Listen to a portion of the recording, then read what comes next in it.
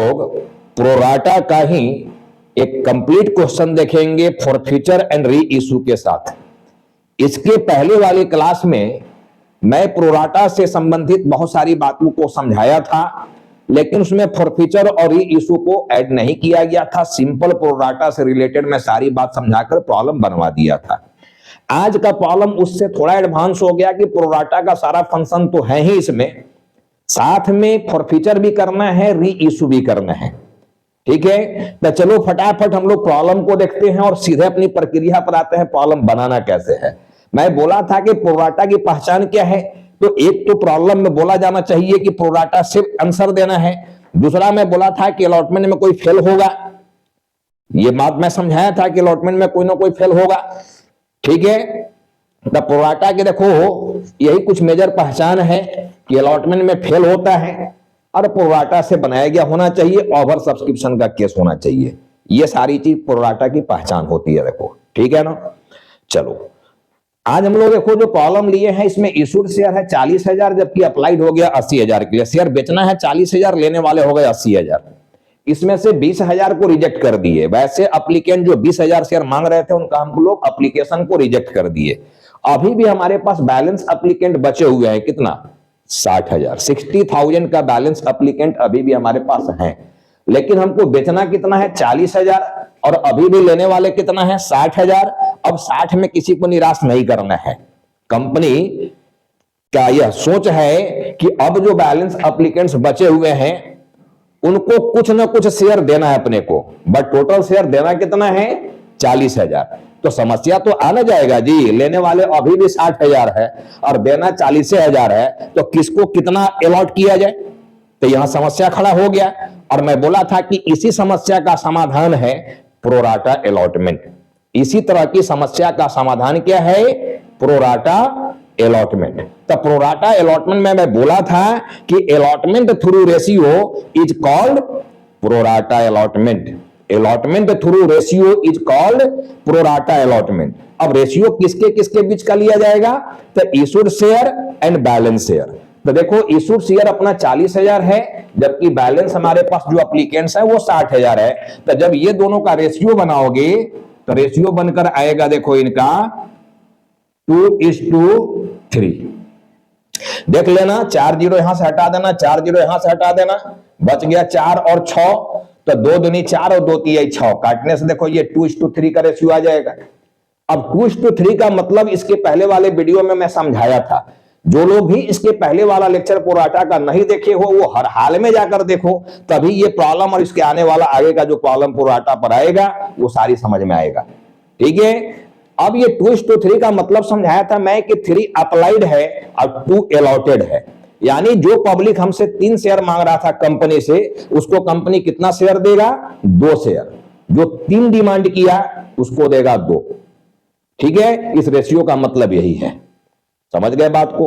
और मैं बोला था कि प्रोराटा का सारा खेल जो है, सारा जो वर्किंग होता है एंट्री नंबर 4 के लिए, यानी प्रोराटा का सारा फंक्शन जो है वो अलॉटमेंट के रिसीव एंट्री यानी चौथा एंट्री, बाकी एप्लीकेशन की एंट्री, कॉल की एंट्री, ये सब नॉर्मल जैसे पहले से करते आए हो एकदम बिंदास वैसे उसी तरह से करते जाना है। जो पहले कॉन्सेप्ट दिया गया आपको वैसे ही करना है। प्रोराटा जो यहां पर आ रहा है ना, प्रोराटा अप्लाई होता है केवल अलॉटमेंट के रिसीव एंट्री के साथ, यानी चौथा एंट्री वहां।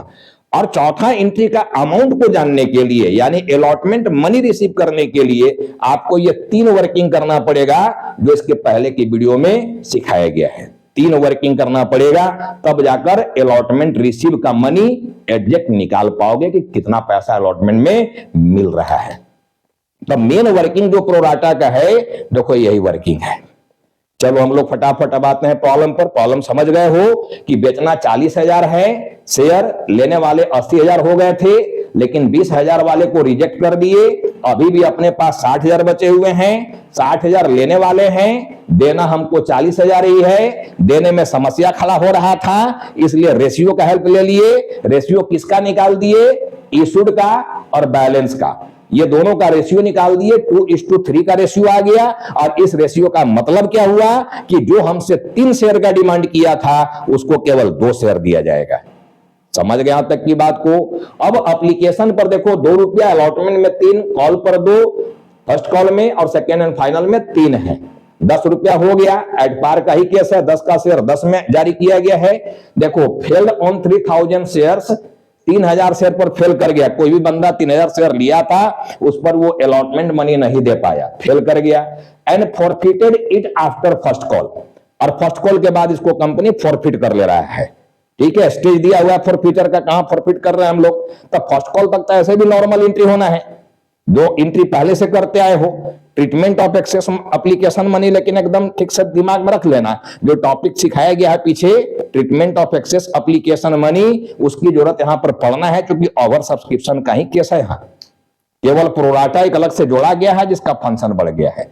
बट आप एक्सेस एप्लीकेशन मनी का ट्रीटमेंट को सही ढंग से नहीं समझ पाओगे तो प्रॉब्लम यहां भी आने वाला है। ठीक है, अब देखो हम लोग एंट्री पर आते हैं फटाफट। यहां पर बोल दिया कि फेल्ड हुआ है 3000 शेयर पर and forfeited it after first call and re issued at rupees. अभी रुपी हम यहां पर नहीं डिसाइड किए हैं कि री इशू जो करना है वो कितना पर करना है, आगे हम लोग डिसाइड कर लेंगे कितना पर करना है। ठीक है, अब देखो एप्लीकेशन की दोनों एंट्री यहां किया हुआ है। पहला एंट्री तो जानिए रहो, bank account debit to share application, लेकिन कितना शेयर के लिए होगा, जितना के लिए एप्लीकेशन हमारे पास आया है। ठीक है, तो एप्लीकेशन आया है देखो 80,000 के लिए और रेट है 2 रुपया, तो 80,000 इंटू 2 करोगे तो 1,60,000 से तुम्हारा ये एंट्री चला जाएगा। 1,60,000 से पहला एंट्री गया देखो 1,60,000 से। अब 1,60,000 से यहां एप्लीकेशन माइनस है, तो मैं फट से बोलता हूं कि सेकेंड एंट्री में ही पूरा डेबिट कर दिया करो। यहीं पर हमको बंद कर देना है, एप्लीकेशन को आगे नहीं बढ़ाना है। ठीक है, एप्लीकेशन को पूरा का पूरा सेकेंड एंट्री में जब कैपिटल में ट्रांसफर करेंगे वहीं एप्लीकेशन को पूरा बंद कर देंगे। यानी जो भी एक्सेस एप्लीकेशन मनी का ट्रीटमेंट करना है वो एंट्री नंबर 2 के साथ ही कर देंगे। अरे भाई करना क्या है, treatment of excess application money में या तो पैसा लौटा दोगे या फिर एडजस्ट करते हो। लौटाओगे तो बैंक को क्रेडिट करोगे, एडजस्ट करोगे तो जहां जहां एडजस्ट करोगे, अलॉटमेंट में एडजस्ट करेगा तो अलॉटमेंट को क्रेडिट करेंगे, कॉल में एडजस्ट करेगा तो कॉल को क्रेडिट करेंगे। होना तो बस यही है और ज्यादा कुछ थोड़ी है जी अब एक्सेस एप्लीकेशन मनी का ट्रीटमेंट में। अब देखो पहला एंट्री केवल होता है टोटल एप्लीकेशन के लिए, लेकिन उसके बाद का सारा एंट्री होता है इशूड शेयर के लिए।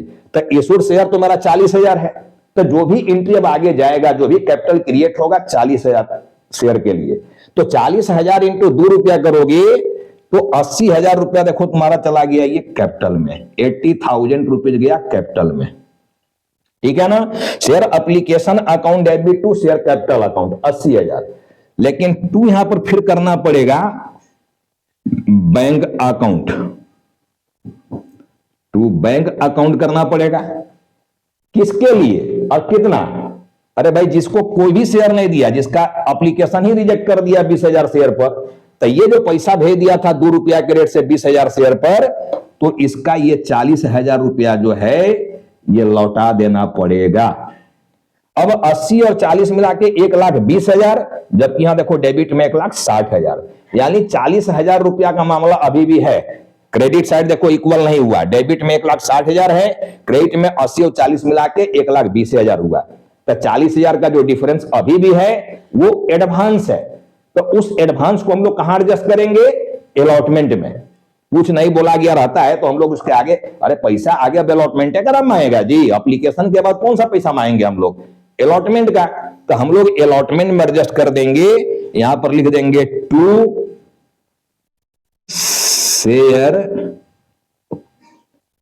अलॉटमेंट अकाउंट, कितना? 40,000। अब देखो मामला क्लियर हो गया, जितना से डेबिट उतना से क्रेडिट बन गया, रखना ये। ठीक है, तो एप्लीकेशन एंट्री समाप्त हो गया और ट्रीटमेंट ऑफ एक्सेस एप्लीकेशन का भी काम हो गया। अब हम लोग अलॉटमेंट को सिंपल ड्यू करेंगे। देखो 40,000 शेयर है, 3 रुपया रेट है, तो 1,20,000 से हम लोग क्या करेंगे? इसको ड्यू कर देंगे। देखो 1,20,000 रुपया से हम लोग क्या करेंगे? इसको 1,20,000 रुपया से इसको हम लोग ड्यू कर देंगे। 1,20,000 देखो ड्यू कर दिए, ठीक है ना, 1,20,000 ड्यू कर दिए।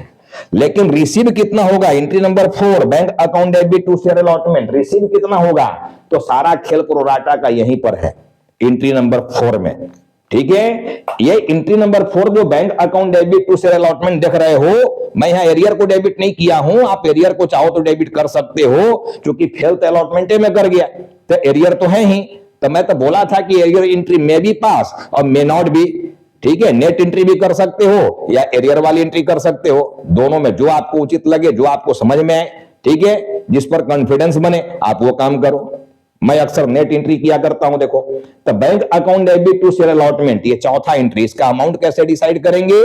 इसके लिए यही देखो, ये 3 वर्किंग करना पड़ेगा। ये 3 वर्किंग से क्लियर होगा अलॉटमेंट मनी कितना मिला। यानी एंट्री नंबर 4 जो है, अलॉटमेंट का पैसा जो रिसीव करना है वो कितना रिसीव होगा, ये आपको वर्किंग तय करेगा, ये बताएगा, ठीक है। तो चलो उसको छोड़कर हम लोग आगे बढ़ रहे हैं कॉल की एंट्री में। अब देखो, हम कॉल को पूरा ड्यू करेंगे। 40,000 शेयर है, 2 रुपया रेट है, तो 80,000 रुपया देखो यहां कॉल में ड्यू करोगे। देखो, ये 80,000 रुपया हम लोग ड्यू कर दिए, 80,000 ड्यू कर दिए, ठीक है। बट रिसीव कितना करें? तो holder once fail always fail. अभी तक तो शेयर जब्त नहीं किए हैं, तो आगे जब तक फेल वाला को चांस दिए हुए हो, वो तो एरियर शो होता चला जाएगा। 3,000 वाला अलॉटमेंट में फेल किया, मतलब आगे भी फेल किया है वो कॉल में भी। तो फर्स्ट कॉल में 3,000 शेयर पर 2 रुपया की रेट से 6,000 रुपया नहीं मिला। तब मिलना था 80,000 रुपया, इसमें 6,000 हमारा एरियर रह गया, तो हमको मिलेगा कितना? 74,000 रुपया, 74,000 ये मिलेगा हम लोग को 74,000। एक सेकेंड रुकना यार, अमाउंट आगे पीछे हो गया देखना।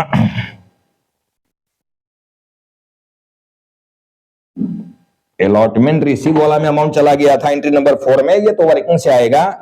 हम लोग फर्स्ट कॉल ड्यू यहां पर कर रहे हैं 80,000 से 80,000, और रिसीव हो रहा है अपना 74,000 रुपया, 74,000। ये 74,000 रिसीव हो गया। देखो, एरियर वाला छोड़कर देखो, 3,000 शेयर पर 2 रुपया के रेट से 6,000 रुपया अपना फर्स्ट कॉल में नहीं मिला था। तो 80,000 में 6,000 नहीं मिला, मतलब 74,000 रुपया मिला। तो फर्स्ट कॉल की भी एंट्री कर दिए। अब फर्स्ट कॉल के बाद यहां प्रॉब्लम बोला कि फॉरफीचर कर दो, तो देखो ये फॉरफीचर की एंट्री हम लोग करेंगे यहां एंट्री नंबर 6 में। तो फॉरफीचर की एंट्री में मैं क्या बोला था कि जब जब फॉरफीचर करोगे, कैपिटल को डेबिट कर देना, शेयर कैपिटल अकाउंट डेबिट, ये डेबिट कर देना, out to share forfeiture account. ये तो प्राइम एंट्री होता ही होता है फॉरफीचर का, capital account debit to share forfeiture, ये तो होता ही है। अब फॉरफीचर में अमाउंट कितना जाएगा? जो पैसा मिल गया होता है। देखो, तो 3,000 शेयर पर केवल एप्लीकेशन का पैसा मिला है 2 रुपया, अलॉटमेंट में तो फेले कर गया। तो 3,000 शेयर पर 2 रुपया के रेट से 6,000 रुपया मिला हुआ था, ठीक है ना। अब देखो, अभी फॉरफीचर की एंट्री भी यहां बदलेगा, देखना जी। अमाउंट हम लोग बाद में डिसाइड करेंगे, क्योंकि फॉरफीचर भी पहले वाला जो फॉरफीचर सिखाया गया और रीइश्यू कॉन्सेप्ट वही रहेगा, लेकिन अमाउंट यहां पर डिफरेंट तरीके से भरा जाएगा। फॉरफीचर का अमाउंट देखो बदल जाएगा। पहले वाला जो कॉन्सेप्ट था, एंट्री वही रहेगा। पहले जो फॉरफीचर और रीइश्यू मैं सिखा दिया हूं, एंट्री वही होना है, बट अमाउंट कैसे भेजा जाएगा, ये प्रोराटा अलॉटमेंट में। जब प्रोराटा में हम लोग फॉरफीचर भी करेंगे, रीइश्यू भी करेंगे, तो वहां अमाउंट को कैसे सेंड करेंगे, ये समझना है। तो अभी मैं फॉरफीचर की एंट्री कर दे रहा हूं, फिर आपको इसका अमाउंट भी फिलअप करके दिखाऊंगा। देखो, तो share capital to share forfeiture तो नॉर्मल एंट्री होता ही है, हो गया ये। अब हम लोग और किसको क्रेडिट करेंगे? जहां जहां फेल किया। कहां कहां फेल किया अभी तक? अलॉटमेंट में, अब फर्स्ट कॉल में, क्योंकि फर्स्ट कॉल के बाद तो फॉरफीचर कर रहे हो, तो 2 यहां पर हो जाएगा share allotment, 2 share allotment account, और यहीं पर हो गया 2 शेयर फर्स्ट कॉल अकाउंट, ठीक है। और अलॉटमेंट और फर्स्ट कॉल नहीं लिखना चाह रहे हो, तो मैं पहले ही समझा दिया, कॉल्स इन एरियर लिख सकते हैं यहां पर। ये दोनों नाम के जगह पर कॉल्स इन एरियर आ सकता है, लेकिन कब? जब रिसीव एंट्री में यहां एरियर की एंट्री हम लोग किए रहते, एरियर दिखाए रहते, तब हम लोग एरियर लिखते हैं यहां पर, ठीक है। तो मैं यहां पर एरियर वाला एंट्री नहीं किया हूं, इसलिए मैं यहां एरियर नहीं लिख रहा हूं, ठीक है ना। चलो, तो अब हम लोग देखो अलॉटमेंट को हम लोग यहां पर कितना क्रेडिट करेंगे, फर्स्ट कॉल को कितना क्रेडिट करेंगे, ये अमाउंट कहां से आएगा, इस पर हम लोग पहुंचेंगे। ठीक है, अब देखो फॉरफीचर का एंट्री तो हम कर दिए, बट अमाउंट अभी नहीं भेजे हैं। अभी कौन कौन सा अमाउंट छूट गया मेरा, अलॉटमेंट का देखो जो रिसीव वाला यहां पर है, चौथा एंट्री का अमाउंट, ये 3 वर्किंग जब होगा तब वहां पहुंचेगा। अभी ये फॉरफीचर का अमाउंट मैं छोड़ दिया हूं, एंट्री केवल कर दिया हूं। ठीक है, अब आगे बढ़ गया देखो फाइनल कॉल की एंट्री में। अब हम लोग फाइनल कॉल को ड्यू किए और रिसीव किए, सिंपल एंट्री। प्रोराटा मैं बार बार कह रहा हूं कि प्रोराटा का सारा खेल अलॉटमेंट रिसीव चौथा एंट्री, बाकी उसके पहले उसके बाद का सारा एंट्री नॉर्मल एंट्री होता है, एंट्री कर देना है बेधड़क जैसे पहले से सीखे हो। ठीक है, दिमाग कहां लगाना है, जब फॉरफीचर करना होगा, ठीक है, और जब अलॉटमेंट का पैसा रिसीव करना होगा वहां दिमाग लगाना है, मेन दिमाग वहीं लगाना। देखो तो हम लोग यहां पर देखो सेकेंड कॉल को ड्यू करेंगे, सेकेंड एंड फाइनल को कितना ड्यू करोगे। अब तो तुम्हारे पास 40,000 शेयर था, जिसमें 3,000 शेयर तो जब्त कर लिया यहां पर फर्स्ट कॉल में ही। तो फर्स्ट कॉल के बाद शेयर की संख्या घट गया, 40,000 में से अब कितना बच गया, 37,000 बचाना जी, 3,000 तो जब्त कर लिए क्या। तो 37,000 शेयर के लिए अब देखो 37,000 इंटू 3, यही ना डी होगा। ठीक है, 37,000 इंटू 3 करना है। देखो 37,000 इंटू 3, ये हम लोग को ड्यू करना है।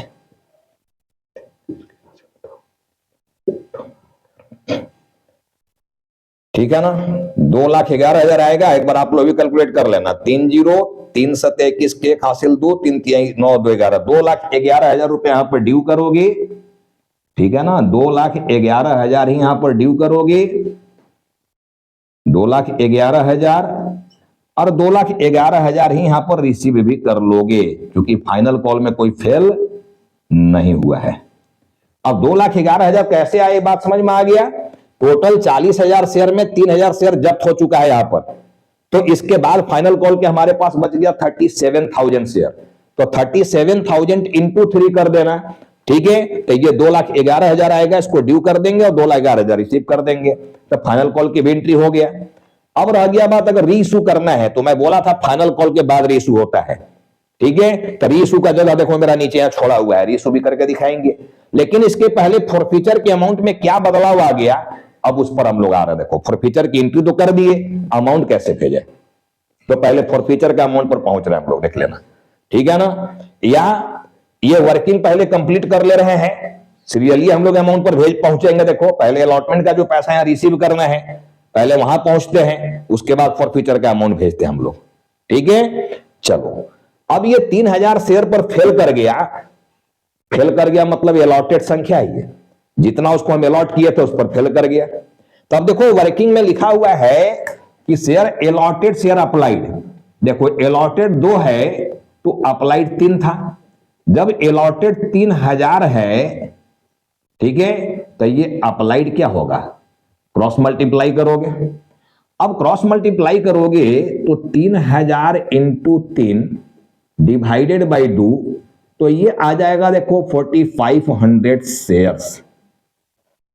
यानी जो बंदा 3,000 शेयर पर फेल किया, वो कंपनी से 3,000 शेयर ही नहीं मांगा था, कंपनी को जो एप्लीकेशन मनी भेजा था वो भेजा था 4,500 शेयर के लिए, 4,500 शेयर का डिमांड किया था, लेकिन कंपनी उसको प्रोराटा बेसिस पर 3,000 शेयर दिया। मैं बोला ना जी कि जितना शेयर हम लोगों को बेचना है उससे ज्यादा लेने वाले हैं। अब 60,000 में किसी को निराश नहीं करना है, कुछ ना कुछ शेयर देना है, यानी जितना के लिए अप्लाई किया उतना नहीं दिया जाएगा, उससे कम दिया जाएगा। तो 3,000 तो अलॉटेड संख्या था, इसकी अप्लाइड संख्या क्या था, ये रेशियो से हमको पता चल जाएगा। यानी 3,000 शेयर पर जो फेल किया वो अप्लाई किया था 4,500 शेयर के लिए, अब पैसा भी भेजा था 4,500 शेयर पर।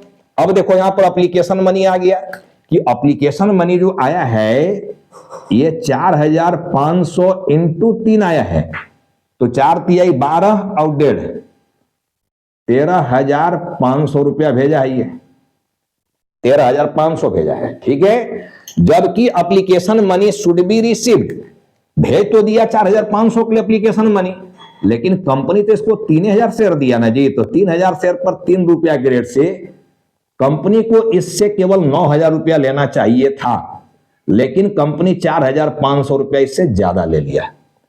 ठीक है ना, भेज दिया 13,500, 4,500 शेयर के लिए, 4,500 के लिए अप्लाई किया था, तो 4,500 इंटू 3, सॉरी एप्लीकेशन का रेट 2 रुपया है बेटा, देखना मेरा ही प्रॉब्लम हो रहा है यहां पर, स्लिप ऑफ पेन है मेरा, ये 2 रुपया का रेट है, देखना ये, तो ये हमारा 9,000 आ जाएगा, ये 9,000 आ जाएगा देखना, और ये 6,000 आ जाएगा, और ये एक्सेस एप्लीकेशन मनी अपना 3,000 आ जाएगा देखना।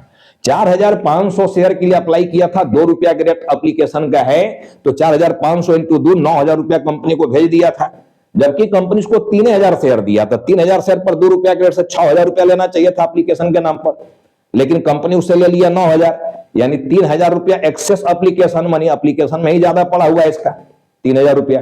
तो पहला वर्किंग में देखो क्या निकालना होता है, एक्सेस एप्लीकेशन मनी, ये निकालना होता है। देखो excess application money, excess application money कैसे निकलेगा, इसके लिए देखो इतना वर्किंग हुआ है। ठीक है, होप कि आप सबों बच्चों को ये वर्किंग समझ में आ रहा है, और नहीं आ रहा है तो कमेंट किया कीजिए।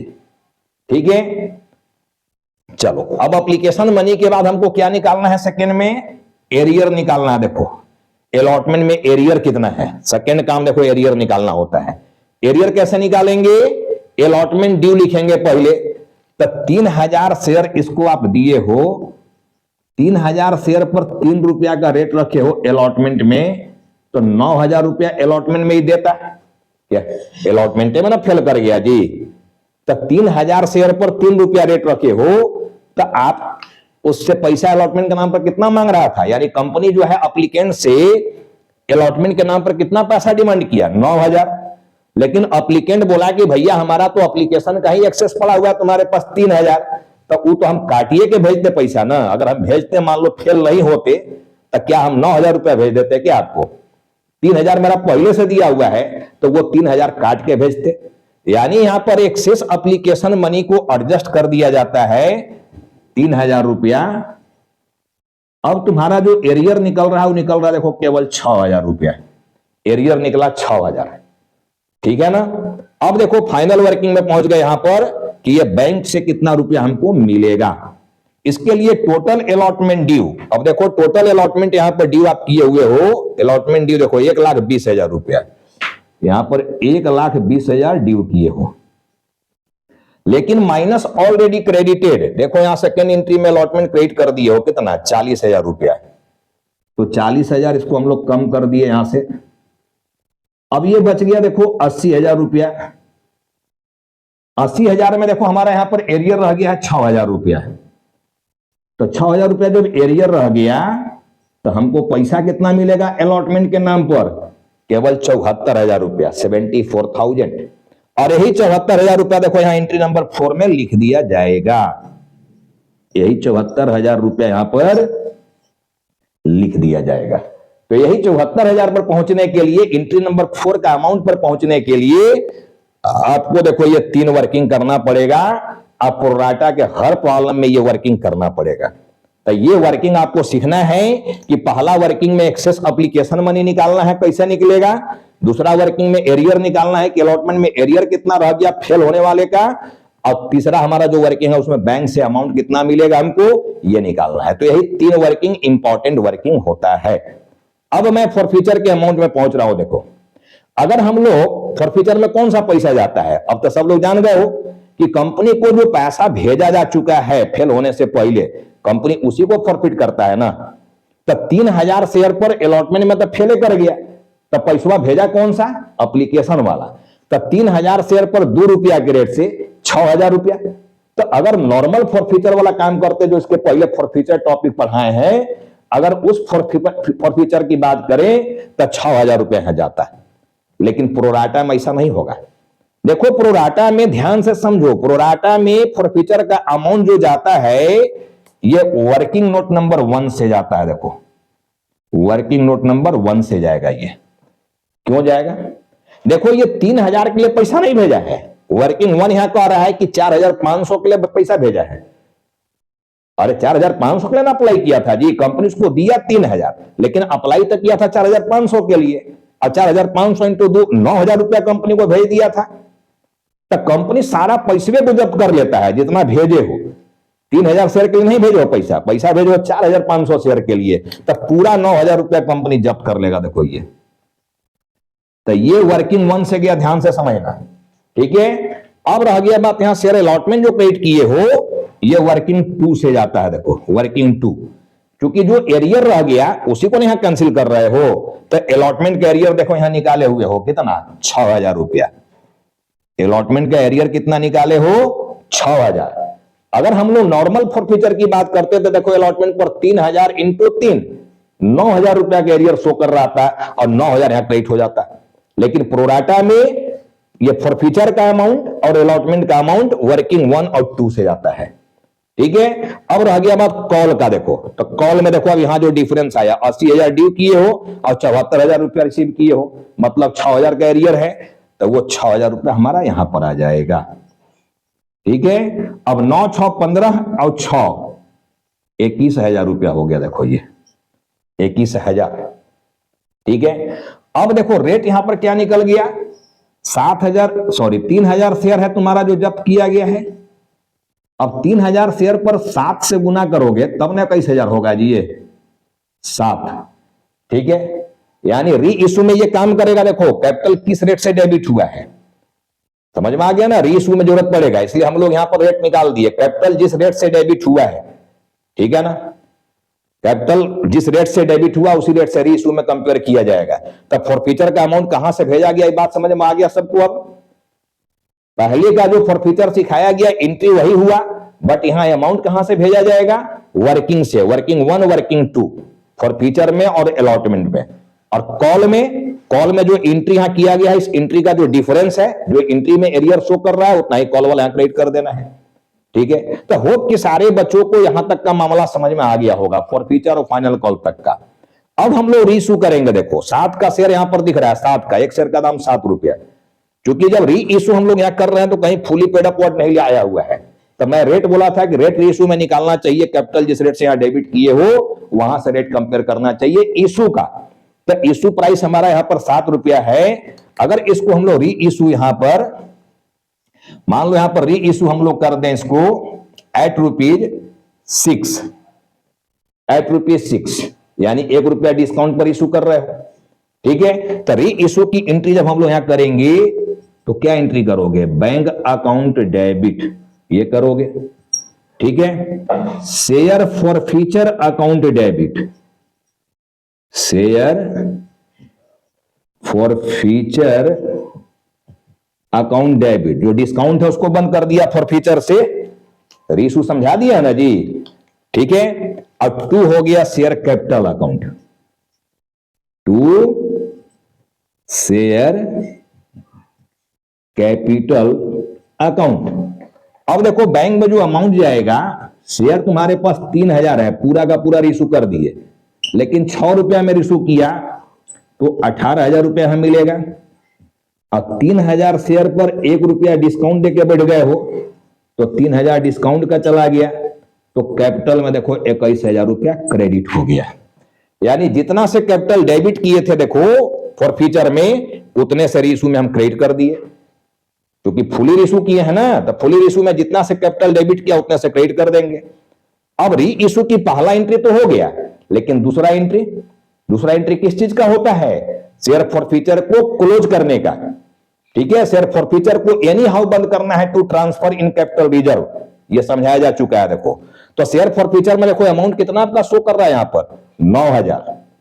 फुली में मैं बोला था कि फॉरफीचर फुली के केस में फुली बंद हो जाएगा, अब पार्शियली के केस में पार्शियली बंद होगा। तो हमारा फुली रीइशू है, 3,000 शेयर था, पूरा 3,000 इशू कर दिए, ठीक है। तब फॉरफीचर हमारा 9,000 से क्रेडिट है, लेकिन अभी देखो यहां एंट्री में कितना से डेबिट हुआ है, ये 3,000 से डेबिट हो गया। अभी भी फॉरफीचर का बैलेंस बचा हुआ है, कितना, 6,000। 9,000 यहां क्रेडिट किए हो, 3,000 यहां डेबिट किए हो, तो क्रेडिट डेबिट कैंसिल होकर अभी भी 6,000 बच रहा है फॉरफीचर में। उसी 6,000 को हम लोग बंद कर देंगे, ठीक है ना।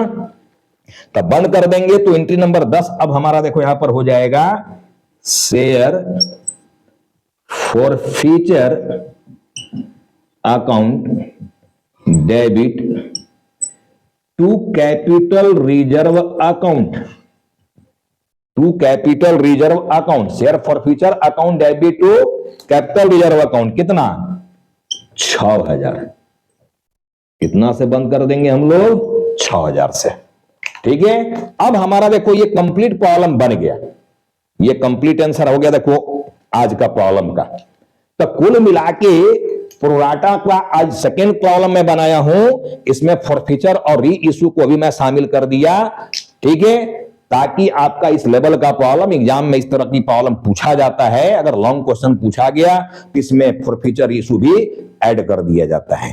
ठीक है, इसीलिए आज की प्रॉब्लम में फॉरफीचर और री इशू दोनों को मैं शामिल करने का प्रयास किया हूं।